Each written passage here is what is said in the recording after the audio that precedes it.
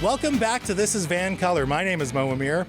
Our featured guest tonight is an award-winning Canadian broadcasting legend, a community leader advocating for the well-being of women, children, and people with disabilities. She started Down Syndrome BC, a registered charity committed to seeing members of BC's Down syndrome community living their best and fullest lives.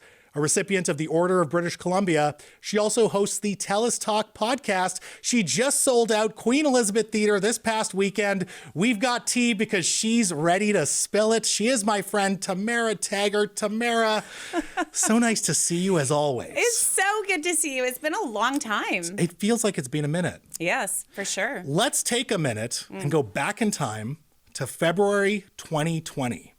You appeared on my podcast. And that's back when it was just a podcast. We weren't on television. And you were just dishing out hot takes on the double standards that women face in terms of their expectation in being in the media. Double standards with regard to their appearance and aesthetics and what they're wearing. And I remember I loved that episode.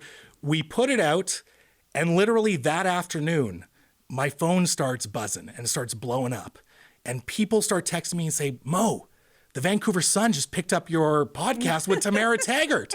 And so I look at the link, and it's this huge feature article featuring all your hot takes, Tamara Taggart speaking up, speaking out.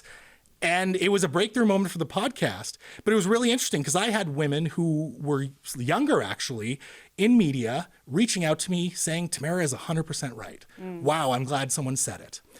Fast forward 2.5 years, this whole controversy and saga around Lisa LaFlamme being dismissed from CTV National News, allegedly because she was going gray. She was showing some gray hair. And I wanted to let the dust settle just a little bit to have you on and get your thoughts about all of that. So what do you think? Oh, boy. There's a lot there. Listen, I was shocked about Lisa. Lisa did not get fired because she was terrible at her job. We know that, right? Yeah. Like she was amazing. They were doing great she in the still ratings. is amazing. Yeah. And I don't even think she got fired because her hair is gray. Okay. I'm sure somebody asked about like who allowed her to do that. Remember there was that? Yes, yeah. I'm sure that happened. I'm 100%, sure that those conversations were taking place. But I mean, I think she probably got let go because she was making too much money, which is ageism, right? It is ageism. Ageism doesn't just mean your hair went gray. It also means you've been doing your job for a long time. You've learned how to negotiate. You're earning what you're worth. You are getting better at your job. You take on more responsibilities. All of these things that you do as you stay in your career for 35 years. Yeah.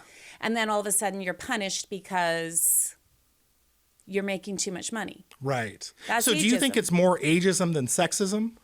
Because a lot of people I think it's probably both. Yeah. I think it always is both, right? Yeah. And I think that a lot of women are blindsided when they start getting into their, late 40s, 50s, especially in television or radio or something like that. We see it happen to women all the time. Right. So, yeah, I think it's sexism and ageism, but she probably was making too much money, and they don't want to spend any money on somebody who's excellent at their job. And What a world, right? And the entire country trusts. I mean, Yeah. it totally makes sense. It's mind-boggling, but I guarantee you it came down to money. There these, huge telecommunication companies that own these stations, they're not interested in you liking one anchor. They don't want you to do that. They don't want you to get connected to somebody because they want to be able to punt people whenever they want and not lose their viewers or whatever. But they don't even seem to care about, they don't care about local news or national news. They care about what you're doing on your smartphone because they're in the business of selling smartphones, aren't they? When we talk about the culture as a whole, though, isn't it a bit of a paradox? Because there was a lot of outrage when Lisa LaFlamme was dismissed. So on one hand, you have people, I would say, on the right side of history, but then some decision makers who are either out of step or they just don't get it.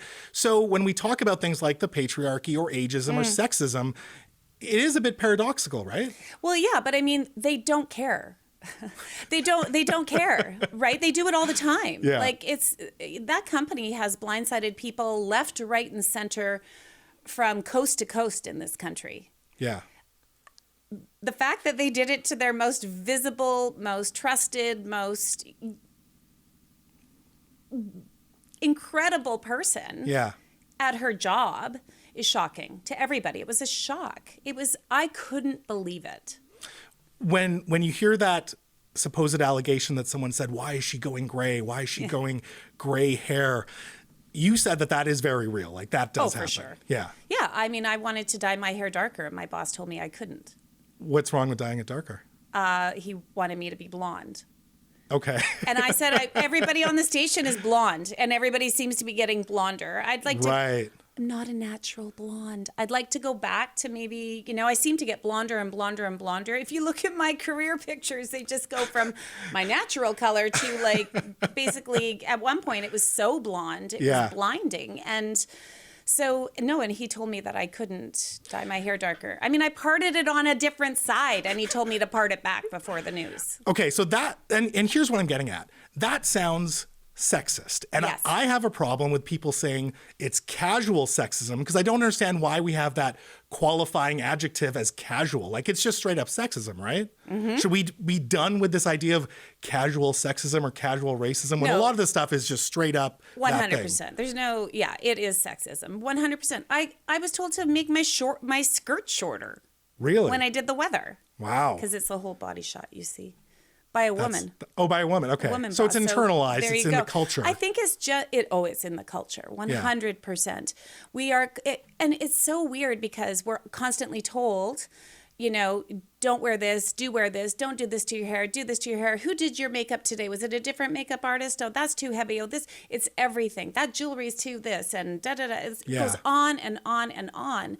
But then you have, women as a whole in the newsroom who we're all trying to look as pretty as can be, because if we look pretty on air, then maybe more people will watch and we'll be popular. And so it's moving in so many directions that, like you don't want to be the overweight one on air and you don't want to be the too skinny one on air. Like it's constant.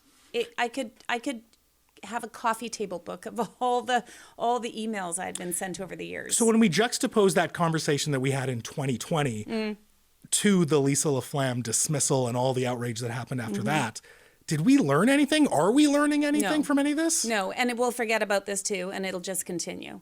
100%. You're not giving me a lot of hope here. Well, because it's just the way it is. TV is a visual medium. So what do they want? They want as many eyeballs on the television as possible. And it means everything from what stories you're doing to what the person delivering you the news looks like. And, men can be beige and wear the same suit every single day. I don't. You don't. You're different. And a woman can't. And we know that, right? Nothing has changed. And I'd be shocked if it does change because the people in charge are the patriarchy. And so it's just they want a pretty lady on TV. Pretty lady. And pretty ladies with gray hair. I mean, I don't think that's why she was fired.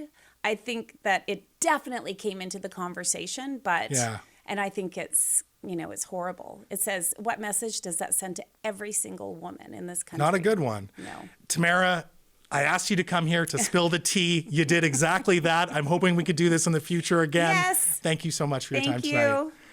Folks, when it comes to spilling the tea, I couldn't be more thrilled to be her friend. Find more on her charity, Down Syndrome BC, to learn more about her work. Also catch her podcast, Tell Us Talks, for some great in-depth conversations with incredible people. One of my favorite local listens. Now, after some business, let's settle it. Pumpkin spice lattes. Are you team PSL? I am. Well, actually, the super serious debate about the super serious things is up next. I'm Mo Amir. This is VANCOLOUR.